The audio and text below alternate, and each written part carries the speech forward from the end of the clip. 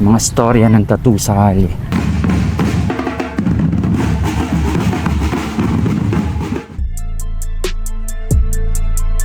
Mga tinta nasa loob ng karayong pag tinatak na sa balat ay nagkakaroon ng malalim na kahulugan. Hi, ako nga pala si Sofia Morales at ito ang storya ng tattoo ko. Ito kasi, ang story nito, may depression ako dati. Naglas. So pinatattoo ko to para i-remind yung sarili ko na dapat mahalin ko yung sarili ko. The more you love yourself, the more na mag-grow ka. Self-love. Ito naman sa anak ko, Sky and Star. Then ito, puhon. Sa Bisaya kasi puhon. Ang sinasabi is in God's time. Tapos ito, tinatangi. Pinatato ko lang siya. Kasi parang gusto ko ako naman yung tinatangi. Ito naman, chain smoker kasi ako dati. Pero ngayon medyo humina na. Siyempre ito, alak eh. Manginginom talaga ako. Tapos ito naman, ito yung bumuhay sa akin. Magkayakap kami. To si attorney na lang. Siya yung nag-alis sa akin sa mundo ng madilim. Dinago niya yung buhay ko, naging maayos. Eh, syempre, hindi naman pwede na kami. Kasi nga, may asawa, ganun. Nag-desisyon kami na maghiwalay na kami. Pero hiwalay naman sila. Hindi, sila. Tapos, sinuportahan niya ako, ganun. Pinalis niya ako sa PR. Tapos, ito naman. Ito, Medusa. Siyempre, alam niyo naman yung meaning ng Medusa. Rape victim. Hindi ka na rin ako 2016, mga ganun. Ata ako nun? 17, 18. May anak na ako nun. Nasa isang hotel kami, dalawa kaming babae, tapos puro lalaki. Parang sinetap ako ng best friend ko, hindi ko alam kung anong dahilan. That time, may regla pa ako. Di ba kadiri naman na makikipag-sex ka tapos may regla? Kadiri. So pagkagising ko, nakapanty na lang ako. Tapos may mancha yung higaan. Feeling ko dinro ko, ewan ko. Kasi alak lang naman talaga ako nun eh. And then, eto, pangalan ng tatay ng bunso ko, kinover up na lang. Kaya wag kayo magpapatato ng pangalan, please lang. Balikan natin yung pinento mo kanina tungkol dun sa tattoo mo na Medusa. Sinetap ka nung Best friend ko, mo? oo. Actually, galing kami gimikan noon. Tapos sabi ko, uwi na ako. Sabi, hindi, wag ka muna umuwi. Inom pa tayo sa hotel. Sabi ko, sige, inom lang ha. Nag-CR ako, tapos Red Doors pa nga inom ko. Ako pa bumili ng sarili kong alak eh. Pag inom ko, wala na akong matandaan. Nag-blackout na ako. Hindi ko na alam kung ano nangyari, ganun. May mga kasama kami. Tapos, ayun, nagulat na lang ako talaga pagkagising ko, nakapanty na lang ako. Tapos, ayaw niya pa akong pauwiin that night. Sabi ko, kailangan ko na umuwi kasi yung anak ko walang bantay. Hindi, wag na, bigyan mo 1,000. Sabi ko, hindi pwede. Wala nga magbabantay. Umuwi na ako. Tapos, after a week ko pa nalaman na na-rape ako. Akala ko natagusan lang ako, ganun. Tapos, after ilang months, sinabi ng tropa ko na sinet up nga ako.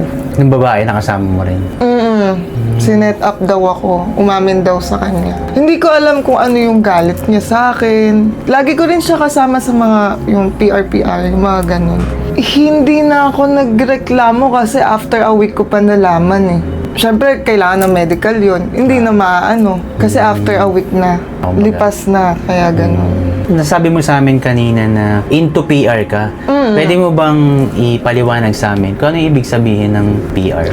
Yung PR naman kasi, public relationship yon. May dalawa kasi yan. May clean PR, yung isa may walk. Ako, clean PR lang ako. Ano yung ginagawa niya ng clean PR?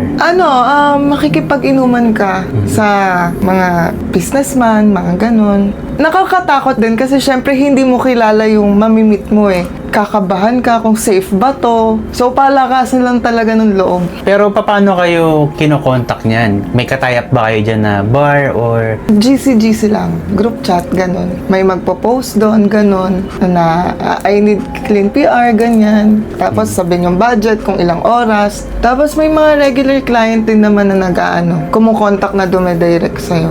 Pag lumagpas ng 4 to 5 hours, extension yon 1K per hour. Yung naunang oras, magkano yun? 4,000 additional na lang. Tapos iba pa yung tip, ganun. Ano yung mga kadalasan na nagiging customer mo? Pinoy. Tapos minsan may mga Chinese, may mga Koreano rin. Kadalasan mga big time din na Ano kayang reason bakit nagtitake ng PR yung isang lalaki? Siguro malungkot sila. or wala silang magawa sa pera nila or kailangan lang siguro nila ng iba naman makakausap. Kasi syempre, stress sila sa trabaho. So, siguro kailangan nila ng makakausap lang. Bilang PR, ano yung mga kadalasan na ginagawa mo kapag kasama mo na yung customer? Inaasikaso sila tapos pagsisilban, parang CCA din. Pero sa labas nga lang ng hindi ka hawak ng isang bar na CCA. Tapos kakain kayo sa labas, ganun. Saan pala madalas ginaganap yung trabaho mo na yan? Restaurant. Tapos minsan sa bar, kasama lang nila mag-inom, ganun. Ano pala yung nag-udyok sa'yo? Bakit mo pinasok yung ganyang uri ng trabaho? Kasi may anak ako, at the same time, malaki yung kitaan. Minsan pa nga, sa isang gabi, nakakadalawang PR. So, pumapalo ng 8,000. Iba pa yung tip pag nakadalawang PR ka. Kaya mo pinasok yan dahil sa malaking kitaan na. Nabibigay ko yung gusto ng mga anak ko, na susustentuhan ko yung nanay ko. Ano ba yung buhay mo niyan ng mga panahon na yan? Hirap ba or... Hindi naman ako sa hirap, pero syempre, lumalaki yung anak ko, so kailangan ko ng pagkakakitaan na masustentuhan yung nanay ko. At the same time, nag-aaral na rin yung anak ko, so kailangan talaga magpursige. Oo, sabihin natin na maraming work dyan, pero syempre undergrad ako. So, naisip ko yun. Inaya lang ako ng friend ko. That was 2018. Doon ako nag-start. Tapos, ano pa nga nun dati, 2.5 pa lang yun Tapos, 2019, doon ko na nalaman yung CCA. CCA naman, Customer Client Assistant. Parang PPR mo lang din yung mga pero hawak ka ng isang bar. Ang nakakatakot din syempre, mga foreigner yung mga customer mo. Unang pasok ko ng ganon, tinulak ako ng customer. Syempre, pag tinulak ka, pwede ka magpa-cancel. Unlike sa PR, hindi pwede. May mga na-encounter din ganon, lalo na paglasing na yung customer. Talagang mumurahin ka. Mo, gaganon-ganon na. Talagang mahirap ang trabaho din na gano'n na akala nila madali lang pero hindi. Mahirap makisama. Anong ang ganda ng istorya nito. Ang ganda na, hindi naman sa nakaka-curious talaga kasi yung mga ganyang istorya kasi untold stories kasi yan Kumbaga, nag-i-exist na yan dito sa atin, pero konti lang din yung nakakaalam. Tsaka ginagawa natin to for awareness lang din naman. No? So, nasabi mo kanina na meron ding mga dangers. Oo, meron din talaga. Ano yung mga na-encounter mo na dangers dyan na... Meron pa one time, sa hotel kami, clean PR ang usapan. Nagulat ako, ang ininom namin is yung Jaeger ba yun? Tapos sa haluan, may hinalong parang soft drinks ata or juice. Di syempre, shot-shot kami. Kanya-kanyang baso. Tapos nagulat ako, yung isang customer, hindi siya umiinom. Inaaya ko siya, sabi, soju lang daw siya. Sabi ko, sige. Tapos maya-maya yung friend ko, nag-grind na siya. Tapos ako, parang nilalamig na ako. Nag-CR kami nung friend ko. Sabi ko, parang may halo. May halo ng drugs. Kasi parang ang usapan ng mga customer is may hinaluan silang babae dun sa Pampanga daw. Tapos, yung friend ko nakagano na siya, tapos nagga-grind na siya. Pinainom ko siya ng tubig. Sabi ko, teka lang, may gagawin ako. Sabi ko sa customer, sige nga, kung wala tong halong drug, inumin mo. Ayaw niya inumin. Sabi ko, may halo yan, ayoko na uminom. Sabi ko, huwag kayo maghahalo kasi baka mamaya, yung babae may sakit. May sakit sa puso or may hika, hindi makahinga, hindi kayanin yung nilagay yung drug. Pero yun, pinainom ko siya ng tubig yung kasama ko. Tapos ako rin uminom ako ng tubig kasi natatakot na ako. Baka anytime, isa sa amin mag-pass out at may mangyaring hindi maganda. Yun yung isa sa mga nakakatakot sa PR. Kasi wala kang makukontak Pero meron ka rin mga nabalitaan dyan sa industry na pinasok mo na naging worse talaga yung kinahinatnan? Oo, meron. May pagdodro ka, ganon. May mga ganong nababalitaan ko lang so far, wala naman sa akin. Yun lang, yun yung pinaka-danger na nangyari sa akin, yung nilagyan kami ng drug. Tapos meron din naman mga nag-aalok ng mock. Kasi madalas nating naririnig or nababasa sa internet yung terminology na woke. Ano ba yung ibig sabihin ng woke? Isa-sect ka ng client na isa rin yun sa nakakatakot kasi hindi mo rin kilala yung client. Tapos may nababalitaan ako na hindi gumagamit ng condom. Siyempre nakakatakot yon. Mamaya may sakit pala yon. Tapos meron din akong friend na gano'n ang nangyari na masakit na daw yung ano niya, private part niya kasi daw siya ng so naghahanap siya ng gamot. Sabi ko, ingat ka, ganun. Isa rin yun sa mga nakakatakot din na nakakaawa din yung mga walk na hindi ko rin sila masisisi kung bakit nila pinasok yung ganong industry. Pero hindi rin ako against sa mga walk kasi siguro kaya nila ginawa yun sa hirap ng buhay, sa laki ng bilihin, dahil din may anak sila. Kaya ganun. Kumbaga, ang pinaka-starting point talaga, PR muna. Tapos, nagkakaroon na rin sila ng interest na, kunyari, ang package nyo lang ay iserve lang yung customer. Inom lang, ganun. Tapos may mga nag-aalok din talaga. Siyempre, kailangan mo tanggihan kasi usapan lang naman clean PR eh. Doon na rin, doon na nagkakaroon ng crossing ng boundaries na kapag nag-alo ka na, depende sa'yo kung tatanggapin mo or hindi. Tapos meron pa akong na-encounter sa PR. Naka-backless ako. Tapos naka-nipple tape lang ako. Lasing na yung lalaki.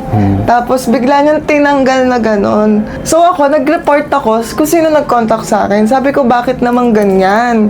Nang tatanggal ng damit. Hindi naman pwede yon. Tapos minsan, mamanyakin ka pa. Yun ang mahirap din talaga sa PR. Katulad ng... Hawakan legs mo. May mga ganon. May rules din yan. May rules. Kaya nga clean PR eh. Kasi clean lang. Inuman lang ang usapan. Walang hawakan. Ganon. Kakain lang naman kayo. Tapos after kakain, magiinom. Tapos bakit biglang may hawak-hawak na? O bibigyan kita ng tip. Magpahalamas ka ng mo. Siyempre, nakagustuhan ng ibang babae na magkaroon ng pera, magkaroon ng tip. Talagang papahawak sila. Ganon. May mga add-ons, ganon. Add-ons mo Tapos meron din, talagang malalasing ka rin kasi syempre, kada shot mo, 1,000 eh. Syempre, may ganon din. So kami, talagang isa-shot namin yun, sayang yung 1,000 din eh. 1,000 per shot eh. Ibig sabihin, yung PR, Public relationship. Ewan ko, basta PR yun yung ganun. sinasabi. Public relationship. so ibig sabihin, ang duties nyo lang, responsibilities nyo bilang PR, iserve lang yung... Oo. Tapos magiinom lang. Magiinom Siyempre, lang. i-entertain mo. Okay. Ganon. Ano yung sinasabi mo kanina na kada shot may... Oo, ganon. May ganon din na sa clean PR. Tequila lang, mga ganon. Shot mo yan, may 1K, May mga pa-games din naman. may offer, nag-offers yung mga customer. Oo, may mga ganon. Siyempre, gusto rin nila sumaya. Ganon. Pero ang rule talaga doon, bawal ang no touching. Oo, no touching naman talaga. Yun nga lang, kumbaga dahil na rin sa kalasingan. Oo, may makukulit. Tapos, ang ginagawa ko, pag hahawakan yung legs, minamassage ko na lang yung kamay. Para hindi niya ako hawakan.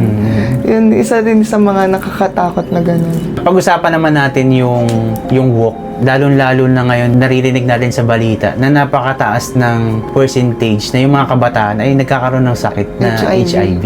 Ano ba yung ibig sabihin sa modernong terminology, yung walk? Hindi naman kasi ako into that sa walk eh. Parang nababalitaan ko lang. Sa walk kasi, ang nababasa ko, halimbawa sa GC, I need ganito, ganyan, with condom, tapos ilalagay yung rate, ganun, 3 to 4 hours, ganun. Kasi may mag-aalok sa akin eh. Sabi ko, hindi, yung friend ko na lang, o kaya eto, may kakilala ko, ganyan. Nag-iinom muna yung girl. Siguro mga after 1 hour, mag-start na sila. Tapos sabihin ko, may dala ka bang condom? Kailangan may condom. Mahirap na pag wala, mamaya. Yung babae ang kailangan may dalang condom. Yung babae. Baka mamaya walang dalang condom yung lalaki. Mahirap yun. Kung may PR tapos merong CCA, ano yung nila? Pinaka boundaries ba nila? Ano siya? Masasabi mo, itong babae na to PR to. Itong babae na to CCA to. Kasi ang term ngayon ng mga kabataan, ano yan, CCA yan. 'Di ba sa mga chat, nakikita babasa natin. Parang panghusga eh. Parang pag sinabing CCA, parang ang pangit ng dating eh. Kasi nagtatrabaho sa bar. Parang modernong pokpok. Yun. Sabihin na Dati natin. kasi ang tawag nila is GRO. GRO, tama. Ngayon CCA na, sinasabi nila na pinaganda lang, GRO rin naman yan. Hindi dapat nila dinidiscriminate ang mga CCA kasi mahirap din na trabaho yun. Ang kalaban mo dun is alak. Kailangan mo maka-points. Kailangan mo makakota. Kasi once na nakakota ka, mag-i-sliding yung sahod mo. Maabot yan ng 80,000, 100K in 15 days. Yun lang ang maganda kasi naiipon kaysa sa PR. At least doon sa CCA, hawak ka. May habol ka eh. Hawak ka ng bar eh. May manager kayo, may management kayo. At least kaya kang ipagtanggol. Kung sakali mabastos ka, anytime pwede ka mag-cancel. Bawa nakapasok na kayo sa loob ng KTV room. Kantahan, ganon, inuman. Nabastos ka. Anytime pwede ka magpa-cancel. Ganon. Kumbaga ang PR, sariling lakad. Oo. Okay. Palakasan lang ng loob sa PR. Kaya siya PR, ano? Public relations. Palakasan lang talaga ng loob sa PR. Unlike sa CCA, meron kayong handler. Naka-long gown ka, naka-heels ka. Parang company na yung Oo, may payslip ka rin eh. May time-in card ka eh. Legit talaga siya na trabaho. Tsaka may libre rin pagkain minsan. May ganun. Kasi yung napasukan ko dati sa Pampanga, ganun. Pag Manila Models ka, mataas sahod mo. Pag local ka ng Pampanga, saktuhan lang. Tapos napasukan ko. Pag Manila Models kasi bawal eh. Bawal kang isa. 'Di ba kasi may mga hindi ko alam kung tawag ba doon CCA kasi may mga bar kasi na may may mga ganon. Nag-o-offer din. Nag-o-offer din. Okay. Pero kasi as CCA, wala. Talagang malinis lang, na inuman lang, kantahan lang. Nasa sayo na yan, may tinatawag sila na dohan. Dohan? Yung dohan, ilalabas ka, magmumall kayo, kakain kayo. Tapos pagdating ng pasok, kailangan 6 p.m. or depende sa pasok kung ano oras kailangan nandun ka na. Ihahatid ka ng client, ng customer, ng guest. Yun. Yung Doha na yun, usapan nyo na lang yun. Hindi. Company yun. Okay. May company. Company pa rin. Kumbaga, Oo, hindi siya tapos under may cut din yung company. Kumbaga hindi siya under the table. Hindi, tapos may points din yun, siguro 3. Hindi ko alam kung anong points na kasi tagal ko nandi pumasok sa ganyan eh. Malaki din talaga kitaan. Halimbawa, 1.5 ka per night. Iba pa yung tip mo. Iba pa yung alak mo. Yung alak mo, kada shot, 50 pesos. 100 pesos. Kung maka-isang bote ka, ang isang bote, 13,000. Mapupunta sa'yo, 6K. Points kasi yun sa points bumabase. So, ibig sabihin, 3 kategorya siya. May PR, na clean PR. Tapos, meron ding CCA, na clean CCA. Tapos yung bad PR na tinatawag, at saka bad CCA na tinatawag, mauhulog siya dun sa kategorya ng tinatawag na walker. Okay. Ganon. Pag sinabi namang walker, yun naman yung puro ano lang talaga. Puro lang talaga yun. Yung ba yun sa mga Telegram? Yun. Yung sa Telegram. Meron din sa Telegram. Doon, magpo-post yan. Ipo-post. Halimbawa, I need one girl for walk. DS, tawag doon. Discreet. No baby with CD. CD, it means condom. Ang TF, 15,000, 20,000. Depende sa ganda. Depende sa class. Kasi may class A, may class S. Ang class S, yun na yung Malabiba Max. Mga ganon. Mga ganon. Mga sexy na. Talagang yung Android na yung mukha mo. Ganon. Talaga? Nagsisend din sila ng mga pictures. With set card, ganon. Set card? Yun ang term na ginagamit. Set card. Tapos, mayroon din nakakaawa kasi may tinatakbo yung TF, tinatakbo yung cut. May mga babaeng ganon din tinatakbo yung cut. Halimbawa ako, maghanap ako ng babae. Ang bigay sa akin, 20,000. So, magkakat ako ng 3K. Imbes na ibigay sa akin yung 3K, tinatakbo din ng babae. May mga ganun. Minsan, tinatakbo naman ng manager, yung TF, hindi binibigay. May nababasa pa ako sa GC dati na pinipilit mag-draw yung babae. May ganun talaga. So, talagang hindi dapat talaga ginajudge yung mga walker, yung mga CCA, yung mga nag-PPR kasi mahirap Palakasan ng loob yan. Hindi mo kilala yung customer. 'Di ba? Tapos, nakikipag ka, hindi natin talaga masisisi sila. Kumbaga nagkakaroon din ng situation na nag-oonsihan yung handler at saka yung... May ganon. Talaga? May ganon talaga. Magulo rin naman kasi din sa mga ganyan. Bago ka pumasok sa ano yung mga previous na work mo? May extra ako sa TV before. Isa rin yan. Isa rin sa mahirap, lalo na kung talent ka. Baka mabasya ako. Cut na lang eh. Hindi, totoo. Sige, sabihin ko na. Siyempre, hindi din naman, wala din kasing bumuboses as a talent eh. So ako, sa karanasan ko as talent, naranasan ko ang TF is 500. Hindi sinabi sa akin na 500. So, andun na ako eh. Ano pa ba gagawa ko? Di, grab ko na lang. Tapos, 24 hours nga dati. Talagang magdamagan. Pero maganda doon, libre pagkain. Tapos, naranasan ko rin masigawan ng direktor, masita ng production, yung mga ganon. Naranasan ko rin matulog sa kali habang hinihintay ko yung role ko. Maglalatag ka lang ng sapin dyan. May times na ganon wala kayong tent.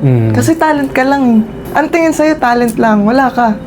Ganun lang. Kumbaga parang mga bara lang din kayo na inuhugot. Oo, ganun. Tapos, mayroon din mga barat na handler.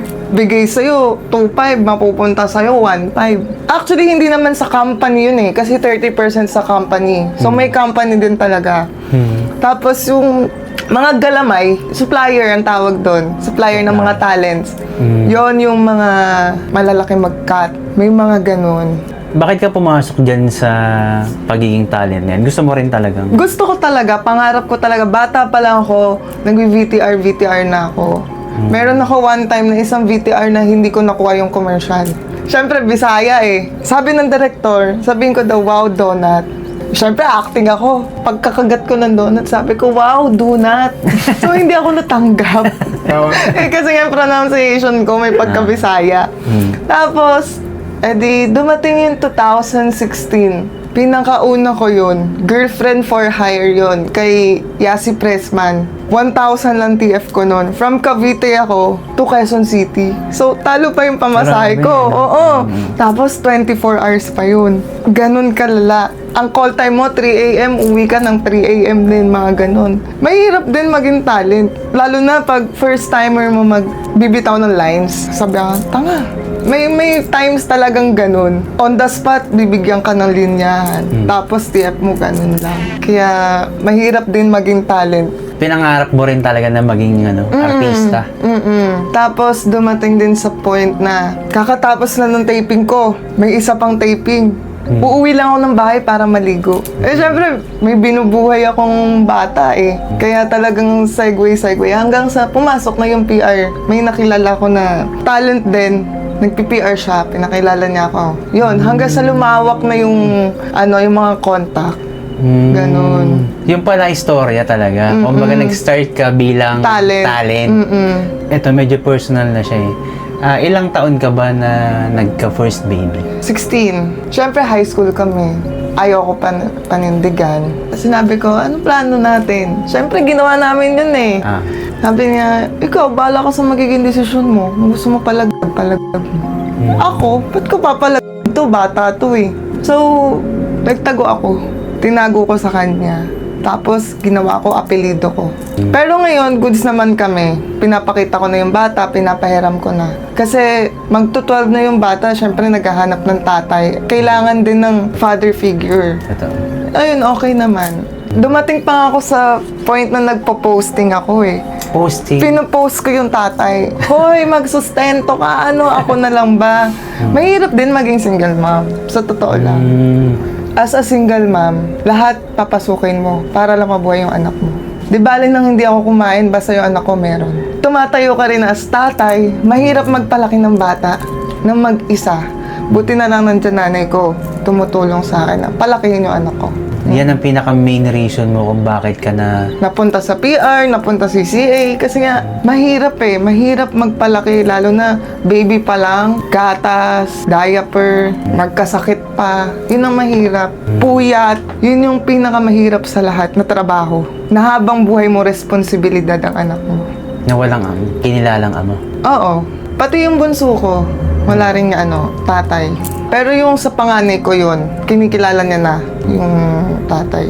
Mahirap magmahal ng single mom. Kung lalaki ka, magmamahal ka ng single mom, ang unang-unang mong mamahalin ay yung bata. Totoo. Kasi kung hindi mo mahal anak ko, bakit mo pa ako mamahalin? Mahirap din magmahal ng single dad. Ganon din yun. Sige nga, ano yung point of view mo naman dyan sa single dad? Kasi ngayon, ang napakarami rin talagang single dad na yung karanasan nila ay hindi masyadong exposed. Kasi bilang lalaki, kumbaga parang... Nakatago lang sa kanila yun eh. Oo, kinikimkin lang yun.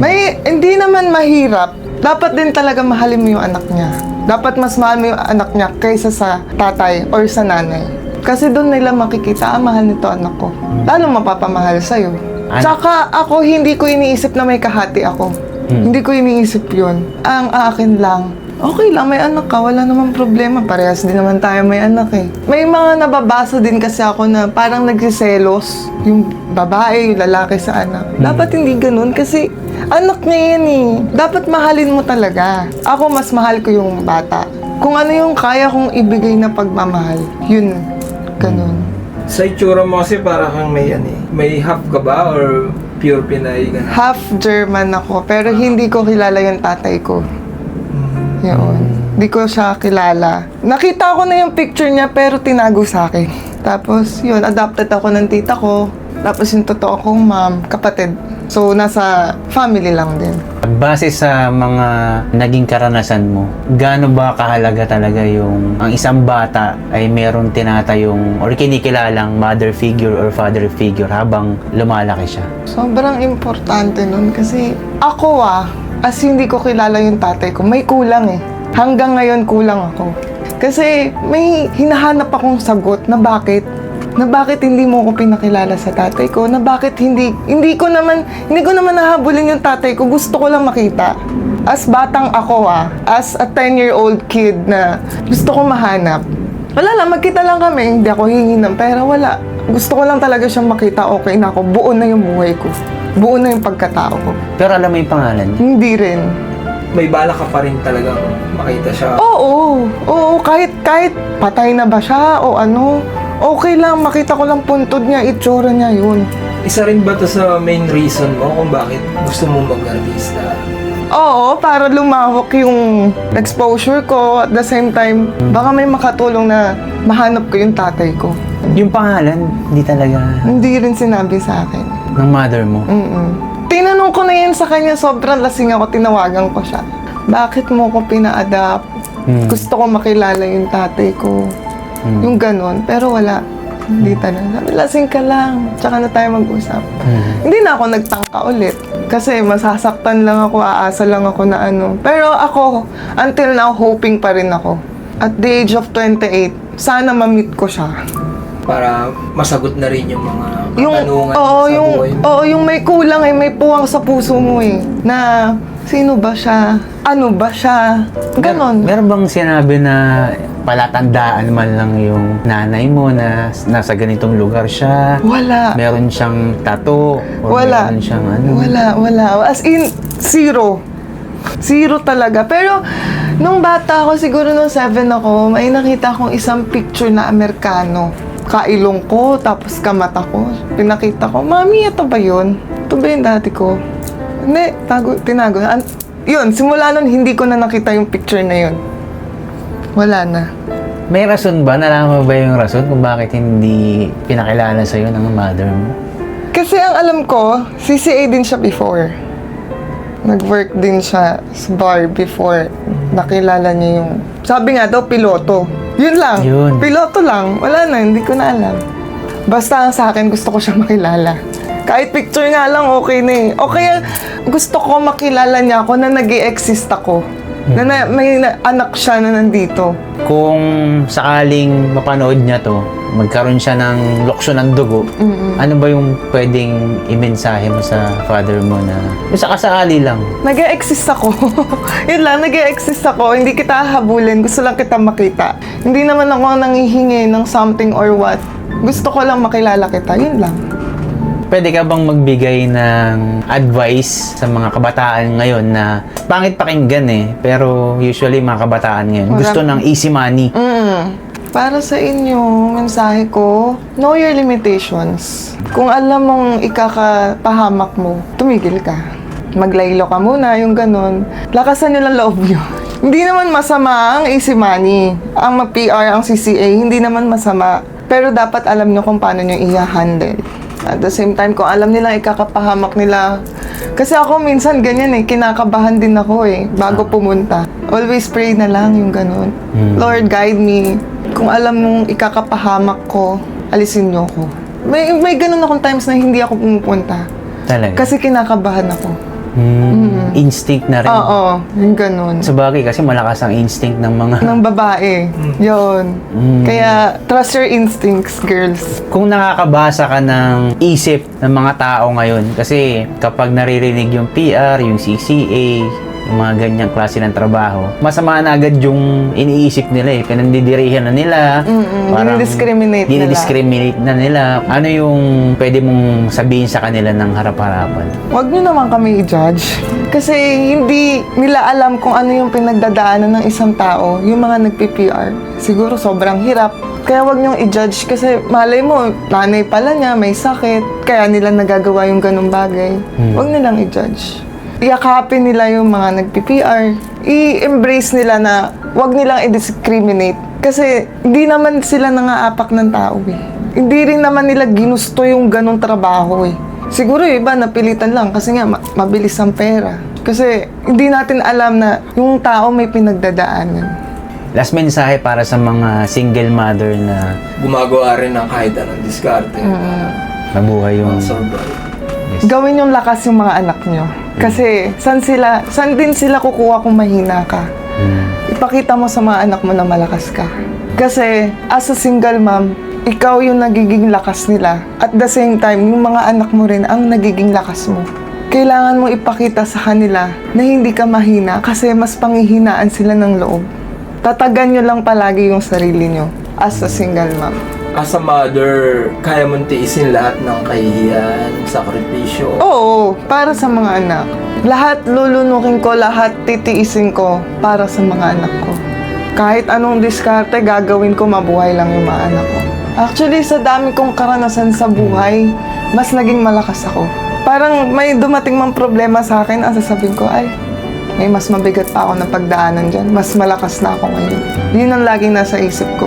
Kasi hindi mo kailangan maging mahina Kailangan mas maging malakas ka. Problema lang yan. Dadaan lang yan, malalagpasan mo yan. Pero ang pagiging nanay, habang buhay yun Habang buhay, nasa sayo yan as nanay ka. At the same time, hindi ako nag-anak para gawin silang fund, para buhayin nila ako. Hindi. Binuhay ko kayo kasi gusto ko. Pangarap ko makapagtapos sila. Masaya na ako doon. Makahanap sila ng maayos na partner na hindi nila naranasan yung naranasan ko. At ayoko. Lagi ko ina-advise, lalo na panganay ko, alagaan mo yung babae mong kapatid.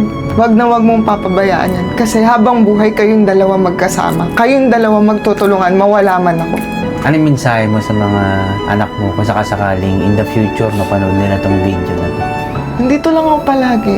Madapaman kayo, aangat ko kayo. Kasi nanay, ganun Ilang beses ka man mandapa, ilang beses ka man masaktan, andyan ang nanay mo. Masaktan ka man ng ibang tao, nanay mo hindi ka sasaktan.